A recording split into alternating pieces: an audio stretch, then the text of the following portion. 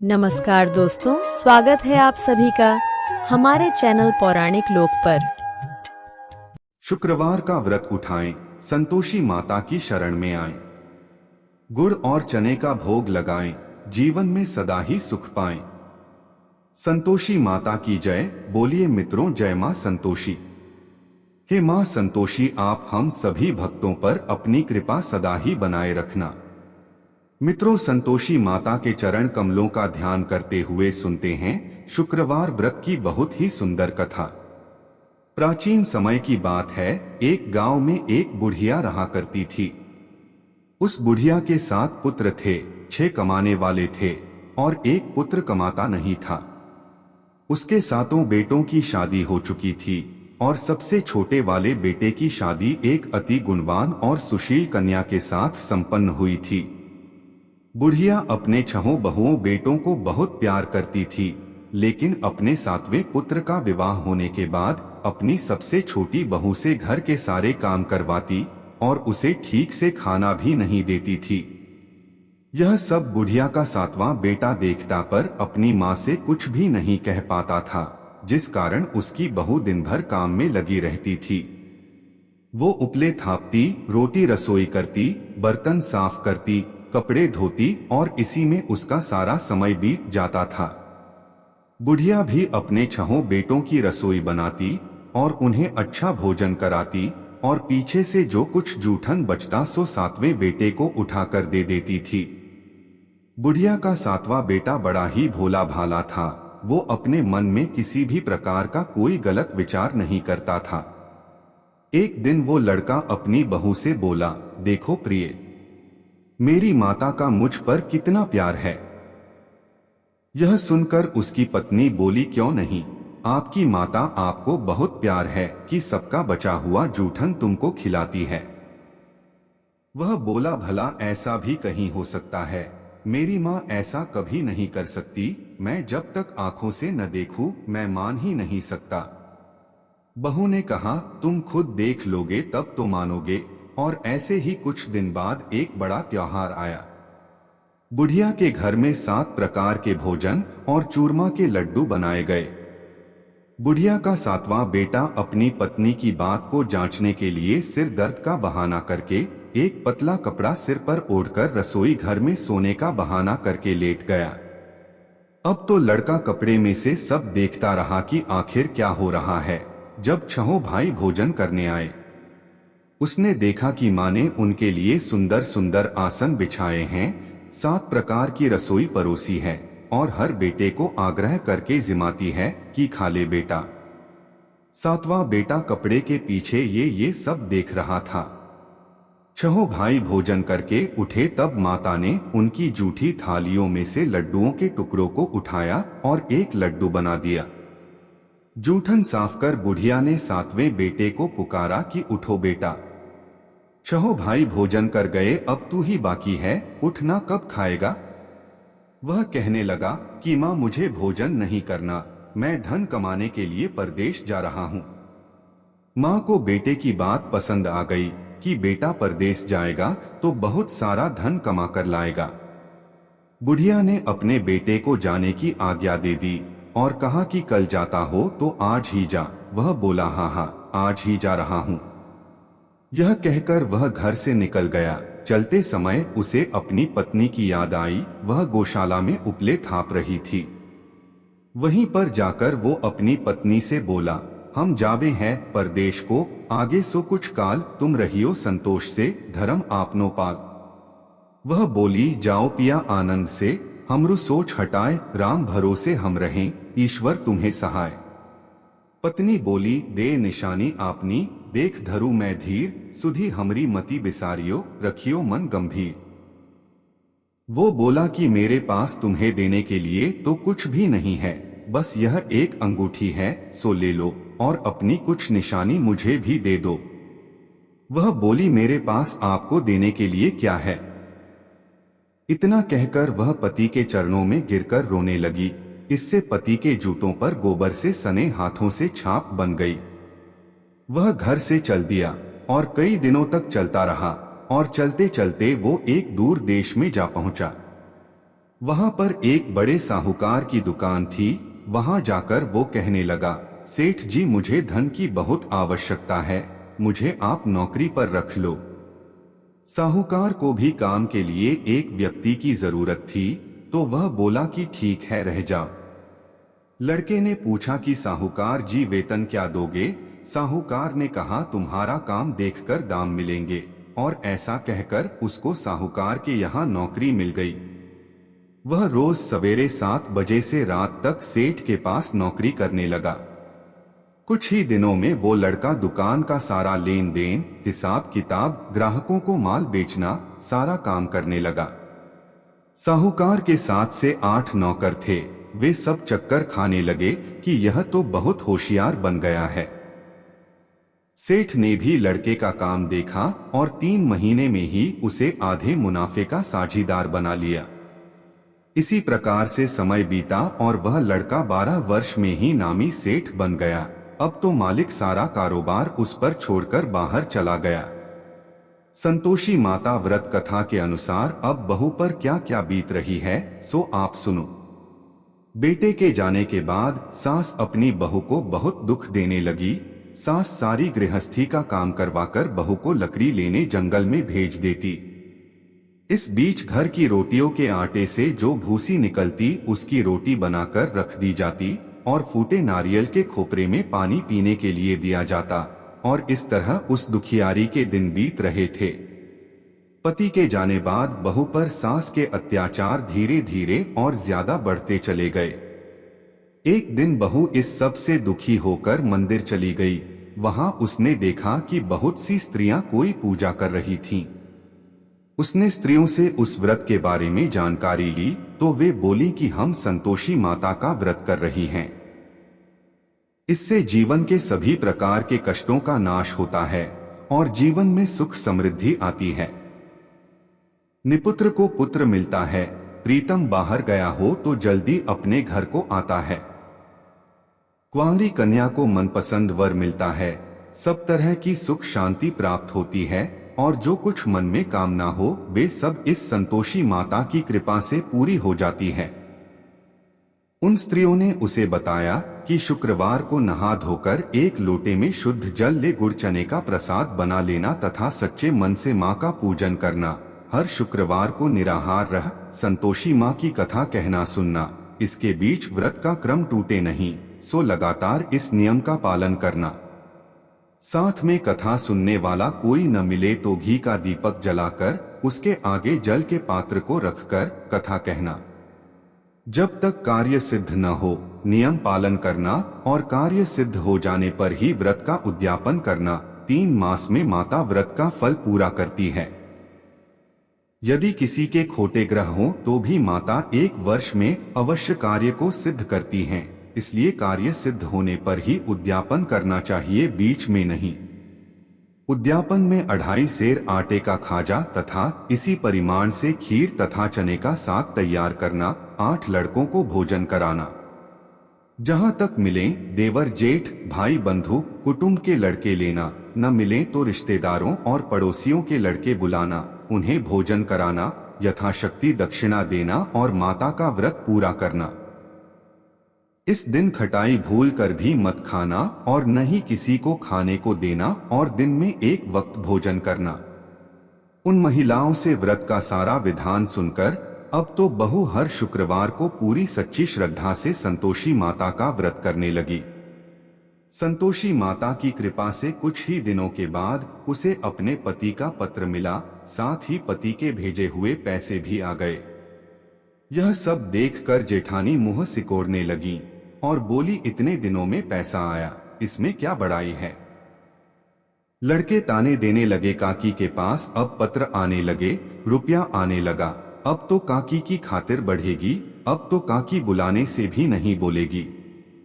बेचारी सरलता से कहती, भैया पत्र आवे रुपया आवे तो हम सबके लिए अच्छा है।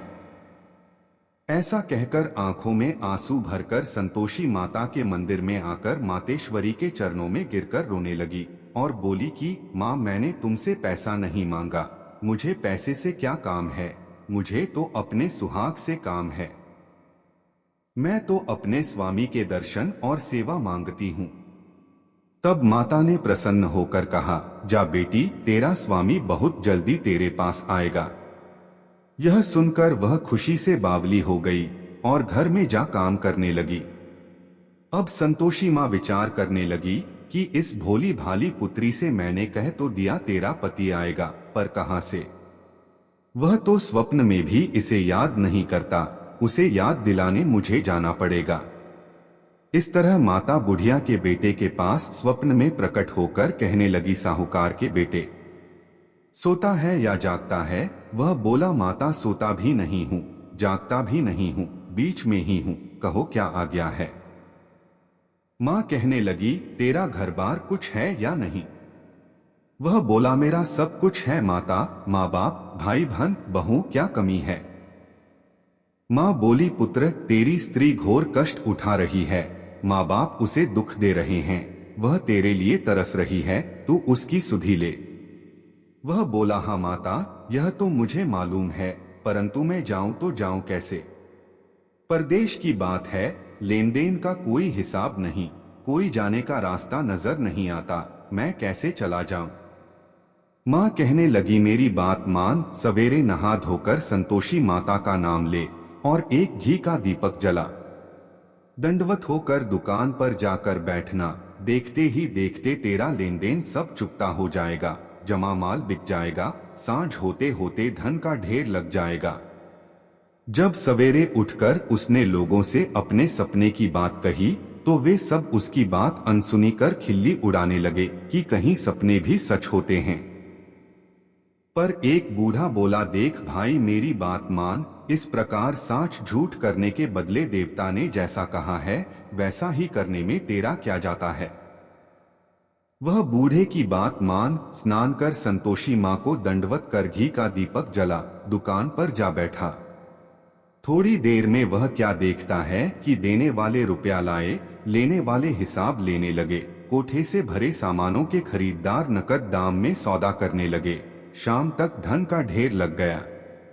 माता का चमत्कार देख प्रसन्न होकर मन में माता का नाम लेकर अपने घर ले जाने के लिए गहना कपड़ा खरीदने लगा और वहां के काम से निपटकर वह घर को रवाना हुआ। वह बहू बेचारी जंगल में लकड़ी लेने जाती है, लौटते वक्त माँ के मंदिर पर विश्राम करती है। वह तो उसका रोजाना रुकने का स्थान था।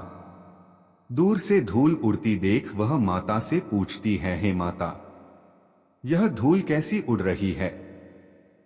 माँ कहती है, हे पुत्री, तेरा पति आ रहा है। अब तू ऐसा कर, लकड़ियों के 3 बोझ बना ला, एक नदी किनारे रख, दूसरा मेरे मंदिर पर और तीसरा अपने सिर पर रख।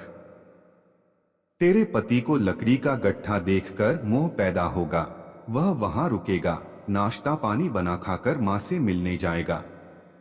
तब तू लकड़ियों का बोझ उठाकर घर जाना और बीच चौक में गट्ठा डालकर 3 आवाजें जोर से लगाना, लो सासू जी, लकड़ियों का गट्ठा लो, भूसी की रोटी दो और नारियल के खोपरे में पानी दो।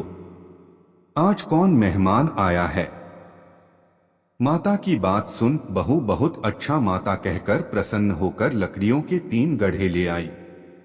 एक नदी तट पर, एक माता के मंदिर पर रखा और एक सिर पर रखा। इतने में ही वहां एक मुसाफिर आ पहुंचा। सूखी लकड़ी देख उसकी इच्छा हुई कि अब यहीं विश्राम करे और भोजन बना खाकर गांव जाए, और इस प्रकार भोजन बना विश्राम कर वह गांव को गया। वो घर में सबसे प्रेम से मिला और उसी समय बहू सिर पर लकड़ी का गट्ठा लिए घर में आती है। लकड़ी का भारी बोझ आंगन में डाल जोर से 3 आवाज देती है, लो सासू जी, लकड़ी का गट्ठा लो, भूसी की रोटी दो, नारियल के खोपरे में पानी दो। यह सुनकर सास बाहर आ गई, अपने दिए हुए कष्टों को भुलाते हुए कहती है, भू ऐसा क्यों कहती है? तेरा मालिक तेरा पति आया है। अब बैठ, मीठा भात खा, भोजन कर, कपड़े घने पहन। इतने में आवाज सुन उसका स्वामी बाहर आता है और अपनी अंगूठी देख व्याकुल हो माँ से पूछता है, माँ यह कौन है? माँ कहती है, बेटा यह तेरी बहू है, आज 12 वर्ष हो गए तू जब से गया है, तब से सारे गांव में जानवर की तरह भटकती फिरती है, कामकाज घर का कुछ करती नहीं, 4 समय आकर खा जाती है। अब तुझे देखकर भूसी की रोटी और नारियल के खोपरे में पानी मांगती है।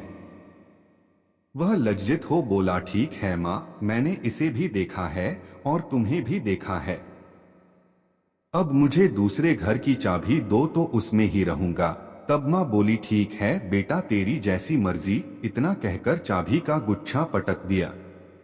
उसने चाबी लेकर दूसरे कमरे में जो तीसरी मंजिल के ऊपर था खोलकर सारा सामान जमाया और एक दिन में ही वहां राजा के महल जैसा ठाट बाट बन गया। अब क्या था, वे दोनों पति पत्नी सुखपूर्वक रहने लगे और इतने में अगला शुक्रवार आया। बहू ने अपने पति से कहा कि मुझे माता का उद्यापन करना है। पति बोला, बहुत अच्छा, खुशी से करो, और वह तुरंत ही उद्यापन की तैयारी करने लगी। जेठ के लड़कों को भोजन के लिए कहने गई।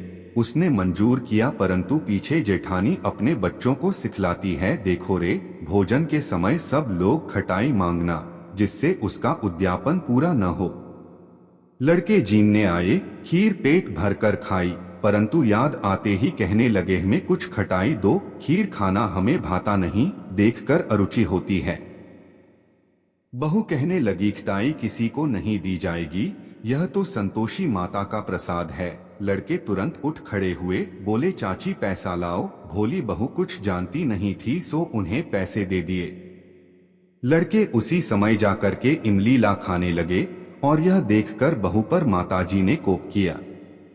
माता के क्रोध से राजा के दूत उसके पति को पकड़कर ले गए और जेल में बंद कर दिया।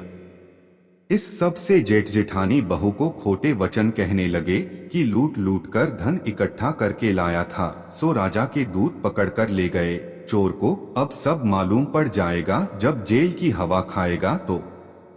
बहू से यह वचन सहन नहीं हुए। वो रोती रोती माता के मंदिर में गई, बोली, है माता, तुमने यह क्या किया? हंसाकर अब क्यों रुलाने में लगी हो? माता बोली, पुत्री, तूने गलत उद्यापन करके मेरा व्रत भंग किया है, तूने इतनी जल्दी सब बातें भुला दी। वह कहने लगी, माता, भूली तो नहीं हूं, न कुछ अपराध किया है, मुझे तो लड़कों ने भूल में डाल दिया। मैंने भूल से उन्हें पैसे दे दिए, मुझे क्षमा कर दो। माँ बोली, ऐसी भी कहीं भूल होती है। वह बोली, माँ मुझे माफ कर दो, मैं फिर तुम्हारा उद्यापन करूंगी। माँ बोली, ठीक है, पर अब भूल मत करना। वह बोली, अब नहीं होगी। माँ बोली, जा पुत्री, तेरा पति तुझे रास्ते में ही आता मिलेगा। और वह घर को चल दी। राह में पति आता मिला तो उसने पूछा, तुम कहाँ गए थे? तब वह कहने लगा, इतना धन कमाया है, उसका कर राजा ने मांगा था, वही भरने गया था। वह प्रसन्न होकर बोली, भला हुआ, अब घर चलो। कुछ दिन बाद फिर शुक्रवार आया। वह बोली, मुझे माता का उद्यापन करना है। पति ने कहा, ठीक है, करो। वह फिर जेठ के लड़कों से भोजन करने को कहने गई तो जेठानी ने एक दो बातें सुनाई और लड़कों को सिखा दिया कि तुम पहले ही खटाई मांगना। लड़के कहने, जगह में खीर नहीं खाना, जी बिगड़ता है, कुछ खटाई खाने को देना। वह बोली, खटाई खाने को नहीं मिलेगी, आना हो तो आओ। और ऐसे वह ब्राह्मणों के लड़के बुलाकर भोजन कराने लगी। यथाशक्ति दक्षिणा की जगह एक एक फल उन्हें दिया और इससे संतोषी माता प्रसन्न हुई। माता की कृपा होते ही 9वें मास उसको चंद्रमा के समान सुंदर पुत्र प्राप्त हुआ। वो पुत्र को लेकर प्रतिदिन माता जी के मंदिर में जाने लगी। माँ ने सोचा कि यह रोज आती है, आज क्यों न मैं ही इसके घर चलूं, इसका आसरा देखूं तो सही। यह विचार कर माता ने भयानक रूप बनाया। गुड़ और चने से सना मुख, ऊपर सूंड के समान होंठ, उस पर मक्खियां भिनभिना रही थीं। दहलीज में पांव रखते ही उसकी सास चिल्लाई, देखो रे, कोई चुड़ैल डाकिन चली आ रही है, लड़कों इसे भगाओ, नहीं तो किसी को खा जाएगी। लड़के डरने लगे और चिल्लाकर खिड़की बंद करने लगे। यह सब बहू रोशनदान में से देख रही थी। प्रसन्नता से पगली होकर चिल्लाने लगी, आज मेरी माता जी मेरे घर आई हैं। यह कहकर बच्चे को दूध पिलाने छोड़ देती है। इतने में सास का क्रोध फूट पड़ा। बोली, रांड इसे देखकर कैसी उतावली हुई है जो बच्चे को पटक दिया। इतने में मां के प्रताप से जहां देखो वहीं लड़के ही लड़के नजर आने लगे। वह बोली, मां जी, मैं जिनका व्रत करती हूँ यह वही संतोषी माता हैं। इतना कह झट से सारे घर के किवाड़ खोल देती है। सबने माता के चरण पकड़ लिए और विनती कर कहने लगे हैं, माता, हम मूर्ख हैं, हम अज्ञानी हैं, पापी हैं। तुम्हारे व्रत की विधि हम नहीं जानते। तुम्हारा व्रत भंग कर हमने बहुत बड़ा अपराध किया है। हे माता, आप हमारा अपराध क्षमा करो। इस प्रकार माता प्रसन्न हुई और सभी को आशीर्वाद दिया। माता, आपने बहू को जैसा फल दिया वैसा सबको देना। जो भी भक्त माता की यह कथा पढ़े उसका हर मनोरथ पूर्ण हो। तो बोलिए प्रेम से संतोषी माता की जय।